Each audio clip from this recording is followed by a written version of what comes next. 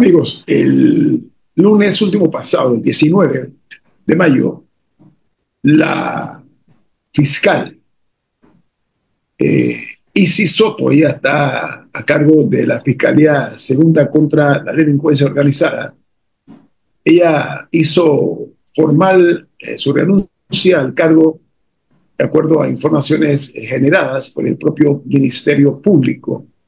La fiscal Soto la hará efectiva a partir del mes de agosto, porque en junio y julio van a ser aplicados por vacaciones que no había tomado durante un par de años, ¿no? Esta situación, esta decisión, según han revelado personas cercanas al tema, dicen que se debe a motivos personales. Ella es la fiscal encargada del caso que está en marcha contra el dirigente sindical Genaro López, que fue la semana pasada imputado por cargos por presunta comisión de varios delitos, entre los cuales está la estafa agravada, se habla de blanqueo de capitales, de asociación ilícita para delinquir y además se le señala por supuesta falsificación de documentos. Doctor Noriega, ¿qué le parece esta baja en el Ministerio Público de una fiscal que está en el ojo público, producto pues de que tiene en sus manos este caso tan candente? Sí, Isis Soto ha sido una fiscal con un historial muy exitoso para el Ministerio Público, una fiscal de muy alto nivel, de mucho vuelo, por lo que es una pérdida importante para el Ministerio Público, una fiscal de ese nivel salga de las filas de la institución. A mí personalmente me llama la atención dos factores. Independientemente de las razones por las que deje el cargo, eh, algunas versiones dicen que por temas de salud, otras personas que yo consulté no sabían realmente cuál era la razón, pero en todo caso sí ella renunció, presentó su renuncia el 19 de mayo, eso es hace 8 días. Eh, Obviamente ella tenía que conocer el expediente del Suntax y allá hay un fiscal asistente, en fin, una serie de cosas. Me llama la atención que hubiera terminado o hubiera llevado la audiencia, quizás porque era la que mejor dominaba la materia, eh, y no hubieran introducido o presentado al nuevo fiscal que le iba a dar seguimiento al tema, ¿no? Porque normalmente sí hay rotación de fiscales en expedientes, además eso es normal. El Ministerio Público trata de mantener al fiscal lo más posible pegado al expediente, pero bueno, pasan múltiples razones por las que cambian de fiscales o lo que sea, pero sí me llama eso la atención, ¿no? Segundo, pues el tema burocrático, ella, tengo entendido, ya trabaja hasta el 30 de mayo, hasta el final de esta semana, y ya se acoge a vacaciones, y ya pues termina su vida en el Ministerio Público. Eh, yo creo que esto nos debería llamar a examinarnos más allá de lo casuístico del tema. Bueno, ella tenía el tema de Genaro López y demás. Nos debe llamar a la atención a lo difícil que es conseguir y mantener buenos fiscales en el Ministerio Público y a lo difícil que es en general la vida de un fiscal, un personero también, en el Ministerio Público. Entonces, es algo que tenemos que poner la lupa y tarde o temprano tenemos que revisar los mecanismos, la protección que tienen estos fiscales. No me refiero a la protección física, sino a su protección laboral. Ellos no tienen nada equivalente a la carrera judicial. Nada, pero nada. Puede llegar un procurador y dice, usted es fiscal en Río Bajo, usted va a pasar a Puerto Armuelles. Usted es fiscal de temas de familia, usted va a pasar a ver propiedad intelectual. Y así, entonces, se rompen ciertas cadenas, se rompen ciertas capacidades, etcétera. Entonces, yo creo que aprovechemos la oportunidad pues, para reconocer eso y lo importante que es el tema de tener buenos fiscales en un país que es muy susceptible a la corrupción y a los delitos de crimen organizado. Pero, doctor Noriega, a ver, primero, esta fiscal no únicamente está manejando el tema del señor Genaro López, ella también está a cargo, tiene en sus manos toda la investigación que se están llevando a cabo al secretario general del Suntrax, el señor Saúl Méndez, pero también contra otro líder que es Erasmo Cerut, que es el secretario de Defensa de esa organización sindical. O sea, en sus manos tiene casos muy sensitivos, incluso de interés nacional. Y ella renuncia precisamente en el medio de estos eventos, doctor Noriega, es lo que más llama la atención. No, totalmente. Es que creo que el tema de los tiempos es importante, porque el jueves el presidente dice, prepárense que viene algo.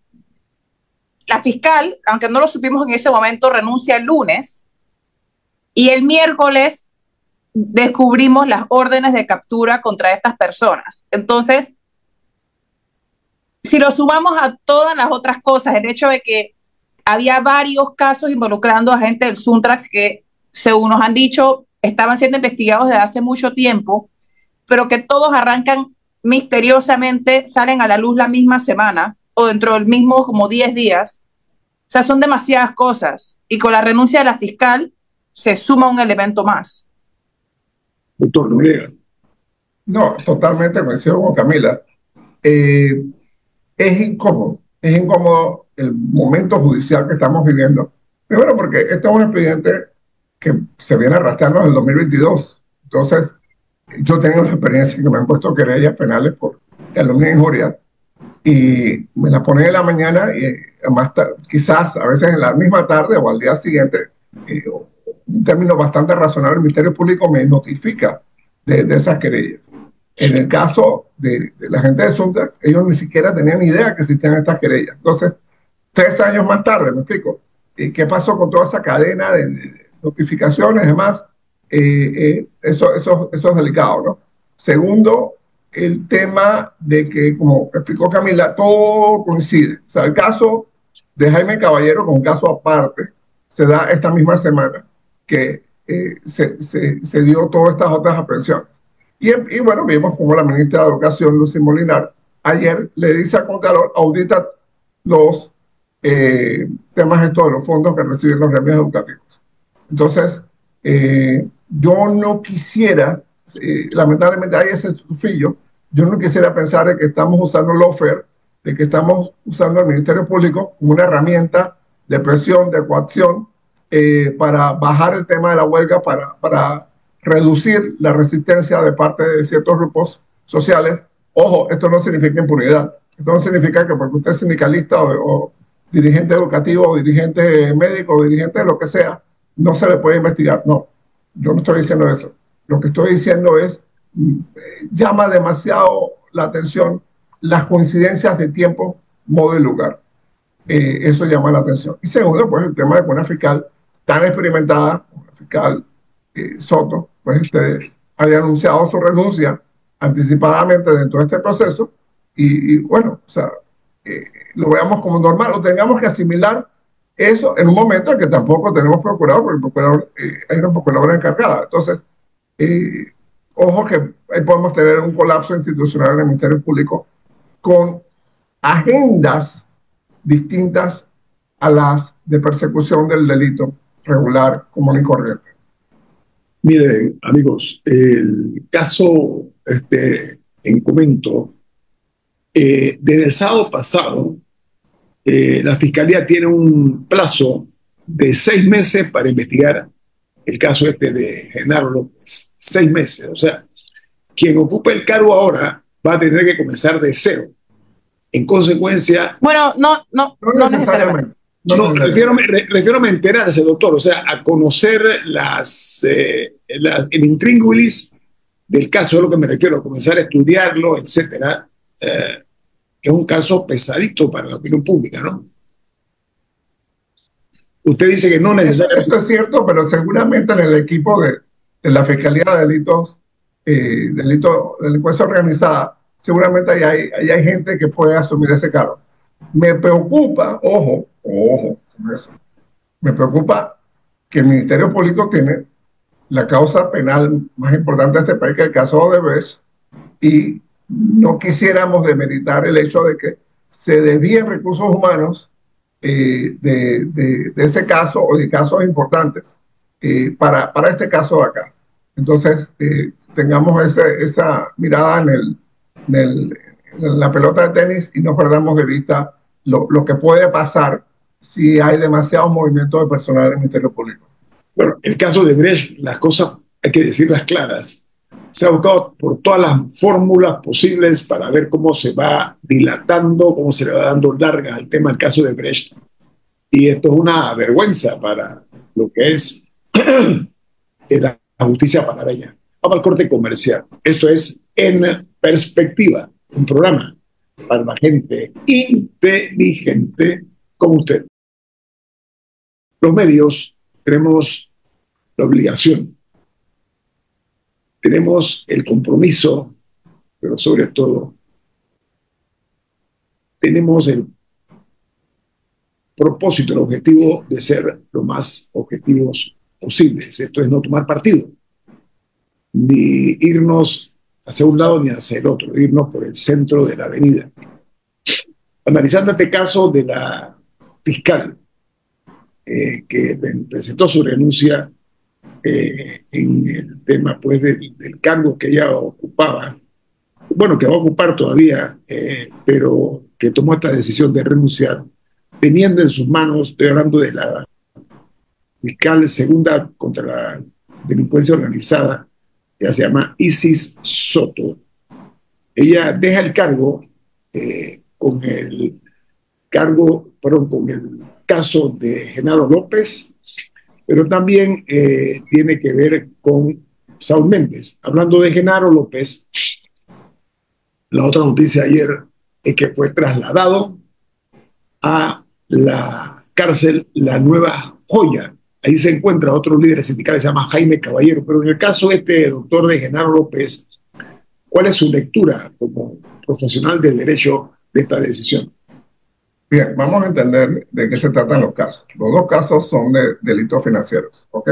No estamos hablando de delito de robo a mano armada, un delito de narcotráfico, un delito así, digamos. No estamos hablando nada de eso. Lo envían a una cárcel donde hay delincuencia común. ¿Cómo me refiero? De narcotráfico, robo a mano armada, etcétera, etcétera. Cuando los delitos financieros ha sido una práctica, quizás por clase social, vamos a decirlo así, ha sido la práctica mandar a la gente a renacer. Y usted va a renacer, en renacer va a haber pizza, va a haber rosca, va a haber lasañas, va a haber comida más fina que la que vos puede ver acá en La Joya, uno. Y dos, el centro penitenciario no es por sí mismo, o no debe ser por sí mismo una medida punitiva, dado que están en la etapa de investigación. Es decir, no hay ni siquiera una condena de primera instancia. Entonces, yo no quiero pensar, lamentablemente la vida tiene esos chistes, que los carniceros de hoy se vuelvan las reses de mañana. Que se vire la torta y un Genaro, un Jaime Caballero, un Saúl Méndez lleguen al poder y los que hoy persiguen, por razón o sin ella, pasen entonces a la joya, a la mega joya. Entonces sí escucharemos voces y gente desgarrándose la ropa. Tengamos mucho cuidado con lo que se está haciendo. Tengamos mucho cuidado con lo que se está haciendo. No son los centros penitenciarios que les corresponderían, de acuerdo por los delitos, ni por la peligrosidad. Los dos son panameños, no son narcotraficantes, no usaron armas, no, etcétera, etcétera, etcétera. Entonces, no tienen el perfil que requeriría una cárcel de tanto nivel de seguridad como la Nueva Joya. No, y agregaría, Genaro López se entregó. Él llegó por sus propios medios al Ministerio Público y se anunció, incluso estaban los medios ahí que se iba a entregar. Entonces, la medida, aparte de que entiendo que ya tiene 70 años, entonces la medida no se compagina con lo ocurrido cuando habían otras alternativas, como tenerlo en su casa o quitarle el pasaporte o lo que quisieran. O si lo quieres tener detenido, pues en Tinajita, en el Renacer, que son un poquito más cómodas y más accesibles, etcétera. No, y también el mensaje, porque eran 11 personas. Saúl Méndez está en la Embajada de Bolivia. Genaro López, bueno, él se entregó y hay otros 8 o 9, porque Jaime Caballero, no recuerdo si era parte de los 11, pero hay otros 8 o 9 dirigentes. ¿Cuál es el mensaje para ellos? Pero Erasmo Cerrut tiene un letrero de se busca, y se está pagando una recompensa de $5,000.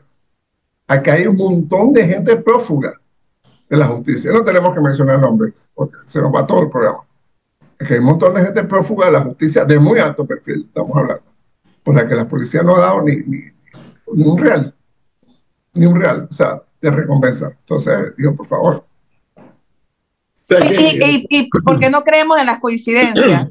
Importante también que mientras esto está sucediendo con dirigentes del Suntrax, ayer hubo un comunicado por parte de la Contraloría General de la República en la que dan a conocer una nueva auditoría. Y la auditoría es hacia un fondo utilizado por el sector docente.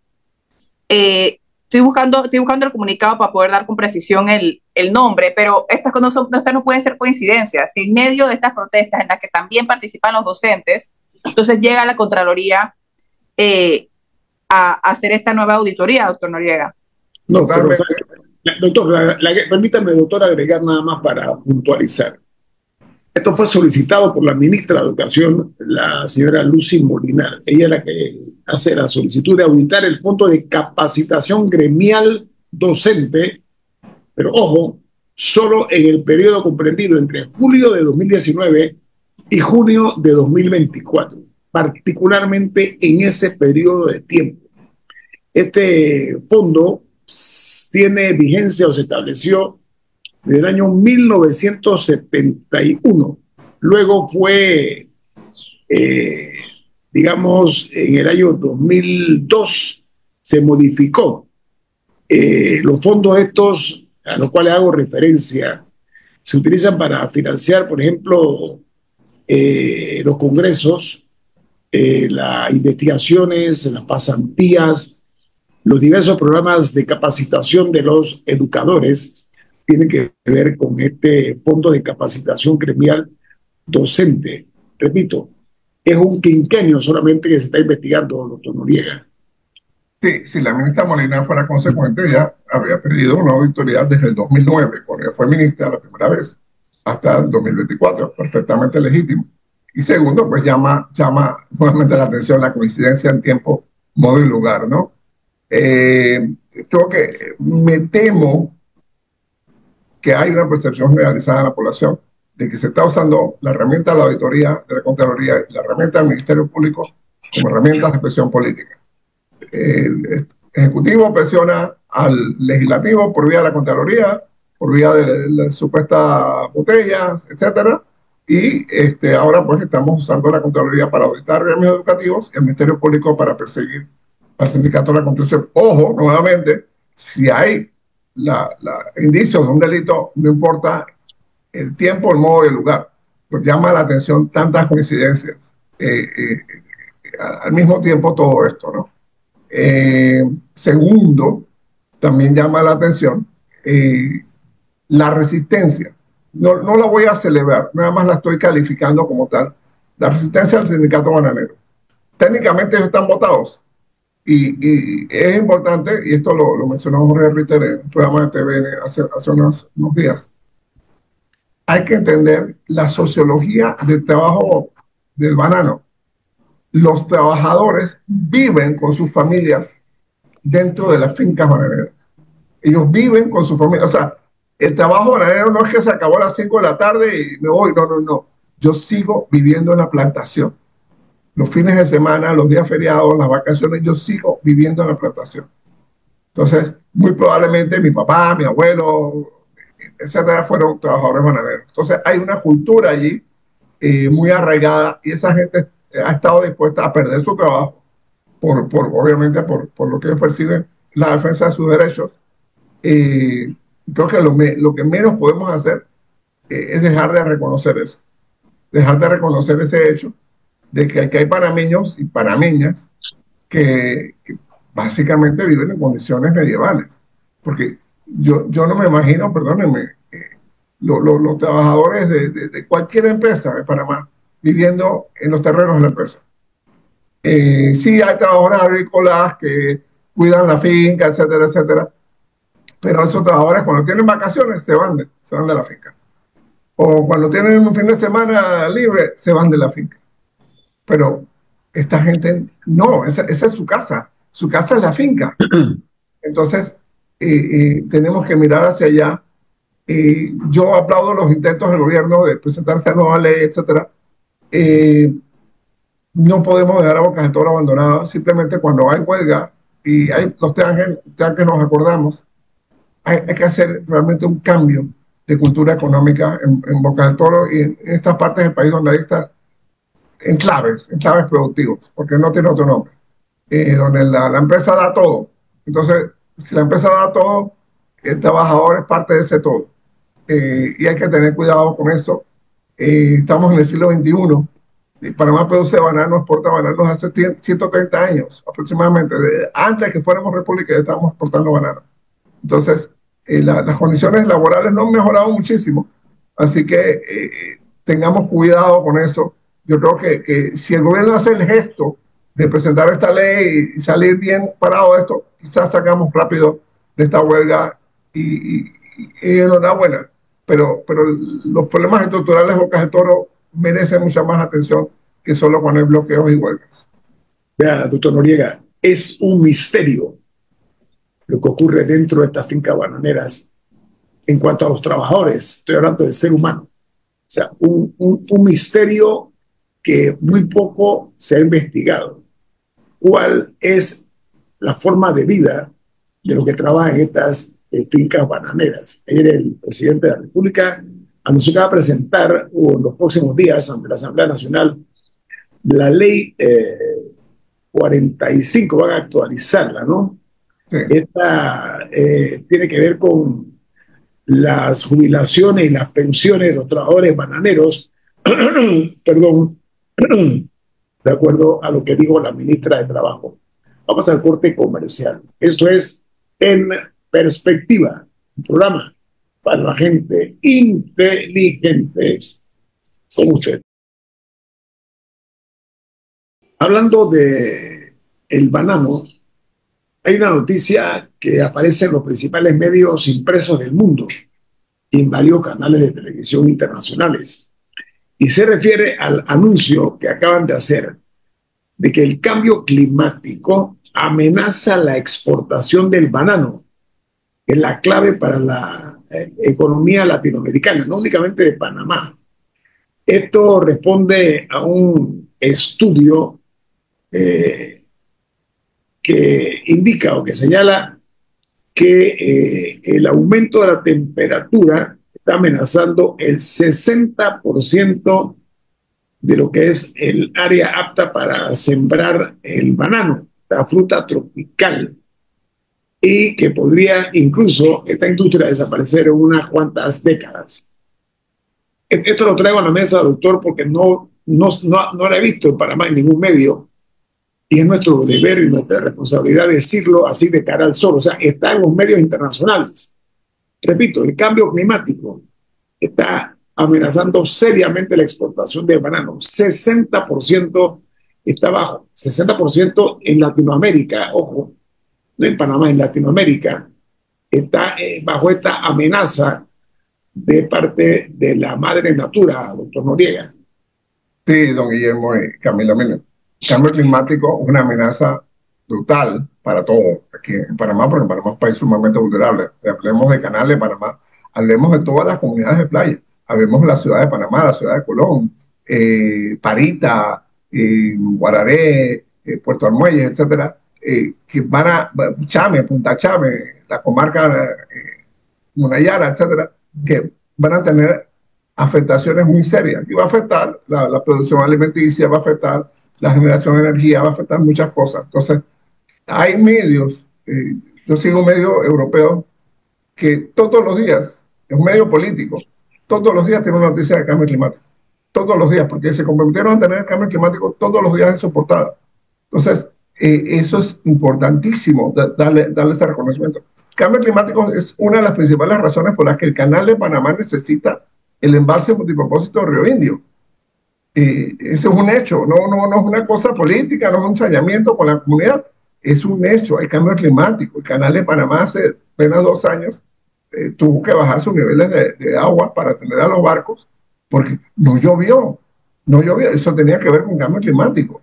Entonces, el tema del banano, el banano es una fruta sumamente susceptible al clima.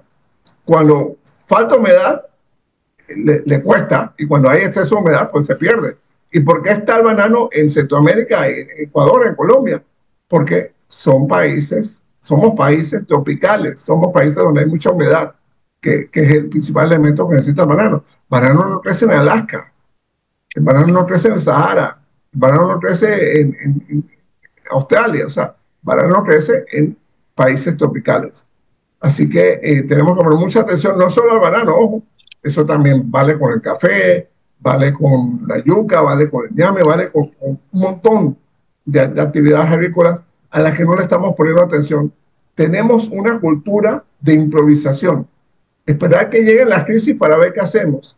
Pero oye, si esa crisis se viene anunciando gota a gota, se viene anunciando, prepárate, necesitamos planificación, necesitamos tener respuestas para enfrentar esta situación. Y la noticia del banano, pues coincidentalmente, sale en este momento que tenemos nosotros nuestra huelga bananera y nuevamente nos llama la atención, nos recuerda, debemos mirar con lupa cómo se produce el banano en Panamá. Qué resiliencia tiene esa producción de banano a desastres naturales. Ojo, Bocas del Toro es una provincia que ha tenido terremotos, le ha pegado colas de huracanes, le ha pegado todo tipo de fenómenos climáticos. Entonces, estamos esperando que pase algo para entonces salir a correr a ver cómo respondemos. Creo que tenemos el tiempo para prepararnos. Oiga, amigo oyente, el banano solamente se da en áreas aptas, ¿ok? Precisas, puntuales, donde se puede cosechar el banano. No es en cualquier sitio, lo estamos tratando de decir a ustedes. Y esto del cambio climático es una realidad. No vamos a entrar en esa materia ahora, pero debemos ser conscientes. Y el Canal de Panamá ya ha pagado facturas sobre el cambio climático. Ojo, no olvidemos hasta dónde llegó el Canal de Panamá con los embates del cambio climático. Pero ¿sabe qué, amigos? Antes de terminar el programa, doctor Noriega, quiero retomar el tema del Ministerio de Educación, porque mire, ya ha transcurrido más de un mes de este paro docente, ya va más de un mes, y si hablamos puntualmente de los más afectados, que son los estudiantes, llevan 25 días hábiles sin dar clases, 25, o sea, casi también un mes. Días hábiles es lunes a viernes, como estoy tratando de explicar. Las aulas están vacías y la ministra de Educación, Lucy Molina, ha solicitado que haya una vuelta a la normalidad, pero no se ha dado ese fenómeno. Es más, con este anuncio que se está haciendo Camila y el doctor Noriega, de que la ministra, por un lado, da un mensaje, si no conciliador, por lo menos de no estar con el rostro pintado de guerra, ¿no? Por el otro, por la otra manita, ella solicita a la Contraloría General de la República que se audite el Fondo de Capacitación Gremial Docente. O sea, hay como posiciones contrapuestas, doctor Noriega, ¿no? En cuanto a actitudes. Me preocupa, en un mundo hipotético, perdón Camila, me preocupa que en un mundo hipotético los educadores regresaran hoy a dar clases y se suspende la auditoría. Eso sería terrible para este país. Camila. No, que también un tema de los mensajes que se mandan. El jueves, el presidente dice que esa tarde se iba a reunir con la ministra Molinar y que o sea, dieron la impresión casi que ya este lunes las clases iban a normalizar. Y no fue así. Entonces, ayer en el programa comentaba con Sabrina que el país no está mejor hoy de lo que estaba hace una semana. O sea, la situación no se ha normalizado y está bastante, no sé si llamarlo estable. Bueno, lo del Suntrax yo lo encuentro como un agravante, pero en el sentido de que seguimos como estancados y todavía no veo cuál va a ser la manera del gobierno de buscar una salida de esto. O sea, por dónde, con quién se va a sentar, qué propuesta va a hacer. O sea, estamos como diferentes grupos esperando. Es como un show de póker o de para ver quién dobla primero. Y eso no es positivo. Alguien tiene que ceder, o en buen panameño bajarse del bus. O ponerse de acuerdo, o ponerse de acuerdo. O ponerse de acuerdo, pero o sea, alguien tiene que hacer el primer gesto. Y yo no sé si el gobierno está presionando un poquito por aquí, un poco por acá, un poco por acá, buscando que sean los mismos grupos, pero eso no es una salida positiva para esta crisis, en especial porque eso lo que va a causar es que esta no va a ser la última crisis. Aún si logran desarticular a punta de la intimidación estas auditorías y estas cosas, esta protesta, si no se solucionan los otros problemas y no se abren los canales de comunicación, en 3 meses vamos a tener otra cosa, o en 2, antes de fiestas patrias. Entonces, tiene que haber una manera de solucionar estos problemas. No puede ser esta. Yo pienso que la intransigencia es mala consejera.